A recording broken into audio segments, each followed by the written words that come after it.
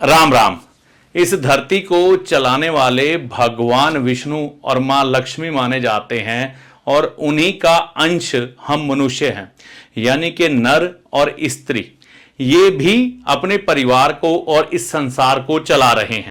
जब भी किसी मनुष्य के जीवन में धन का अभाव होता है या सुख की अनुभूति नहीं होती, एक समय ऐसा आ जाता है कि उसे जीवन साथी की जरूरत होती है। लेकिन जीवन साथी अगर जीवन में नहीं आता तो कहीं ना कहीं एक नीरसता जीवन में आने लग पड़ती है, उदासी आने लग पड़ती है और व्यक्ति कई बार धन कमाने की लिहाज से भी इतने प्रयास करना छोड़ देता है, सिर्फ ये कहता है कि जिंदगी बीत जाए, कट जाए, बहुत है। तो आज मैं आपको बताने लगा हूं लाल किताब के दृष्टिकोण के अनुसार कई बार ऐसा क्यों होता है। सबसे पहले यह समझें, इन सभी गणना में मैं राहु केतु को नहीं ले रहा। मान लीजिए लगन में कोई एक ग्रह है या उससे ज्यादा है, ठीक है। मैं सभी ग्रह लिखता हूं, बृहस्पति, सूर्य, चंद्र और शुक्र, मंगल, बुध और शनि, ठीक है। इनमें से 2 ग्रह भी हो सकते हैं, 3 भी, 4 भी, 5 भी, 6 भी, 7 और 6 तो बहुत कम देखने को मिलते हैं।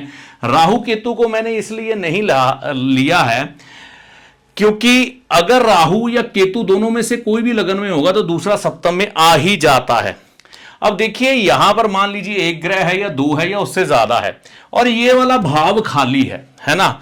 ये भाव जो है ना, ये भगवान विष्णु जी का भाव है क्योंकि इसमें हमारी आत्मा वास करती है। लगन कहते हैं इसे, यहीं से सूर्य उदय होता है, ठीक है। और इस लगन को चलाने वाला यानी कि इसका सहायक भाव है ये सप्तम, जिसे हम लक्ष्मी कहते हैं, शुक्र का भाव, ठीक है। तो ये दोनों एक दूसरे के पूरक है। अब मान लीजिए किसी के जीवन में उसका जीवन साथी ही नहीं आता, है ना। उदाहरण के तौर पर किसी पुरुष के जीवन में महिला ही नहीं है, उसकी शादी ही नहीं हुई, विवाह की उम्र बीतती जा रही है, या फिर योग्य वधु ही नहीं मिल पा रही और ऐसी स्थिति में इंसान की जो इनकम है वो भी कम होनी शुरू होगी। ऐसा ही किसी स्त्री के साथ होता है, उम्र बीतती जा रही है लेकिन ये घर एक्टिवेट नहीं हो पा रहा, यानी कि जीवन साथी उसे मिल नहीं रहा, जिसके कारण उसके धन कमाने के एफर्ट भी कम हो गए या धीरे धीरे देखते हैं कि लक्ष्मी का अभाव होने लग पड़ता है, पैसे का अभाव होने लग पड़ता है, सुखों का अभाव होने लग पड़ता है। उस समय लाल किताब पता क्या कहती है, बड़ा साधारण सा उपाय है कि आप अपने घर में एक सफाई सेविका यानी कि मेड रखें और शुक्रवार के दिन उसे खीर खिलाएं या फिर शुक्रवार के दिन उन्हें हरे रंग का कोई सूट कभी कभी गिफ्ट करना शुरू करें। हरा रंग का सूट लगातार देंगे तो गड़बड़ होगी, या फिर खीर खिलाते रहें। एक बार हरा सूट दे दिया, एक बार खीर खिला दी, कभी कभी, है ना। सफाई सेविका रखने से ही कई प्रॉब्लम्स आपकी सॉल्व हो जाएंगी, पैसे की, सुखों की और जीवन साथी की भी कई बार देखने में आता है कि सफाई सेविका घर में आ जाने से ये सॉल्व हो जाती है। अब कई लोगों के घरों में सफाई सेविका है लेकिन फिर भी सुखों का अभाव है। ऐसा क्यों होता है? उस स्थिति में शुक्र खराब होते हैं। मान लीजिए किसी का शुक्र 6ठे भाव में है, अष्टम में है, ठीक है ना जी, तो यहां पर शुक्र 9वें भाव में भी अच्छे नहीं माने जाते, ठीक है। 11वें भाव में भी ज्यादा अच्छे नहीं होते।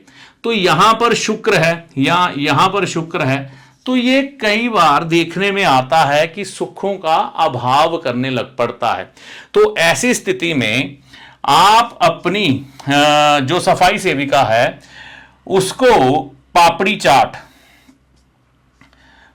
चाट खिला सकते हैं शुक्रवार को, ठीक है जी।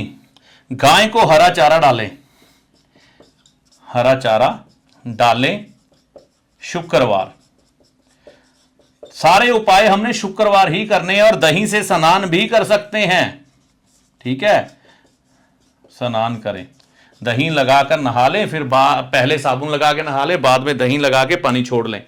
तो ऐसा करने से आपके परिवार में धन भी आएगा, जीवन साथी भी आएगा और सुख भी आएंगे और तरक्की भी होगी। कहते हैं ना, कई बार जब आपका जीवन साथी आता है तो आपके जीवन में तरक्की हो जाती है। तो यही वह योग होते हैं कि जब जीवन साथी आ गया, ये घर एक्टिव हो गया और तरक्की मिल गई। तो ये थी जानकारी। तो ये सब उपाय करके देखें, माता रानी की कृपा से आपको लाभ होगा, जीवन में सुख आएंगे। जय माता दी।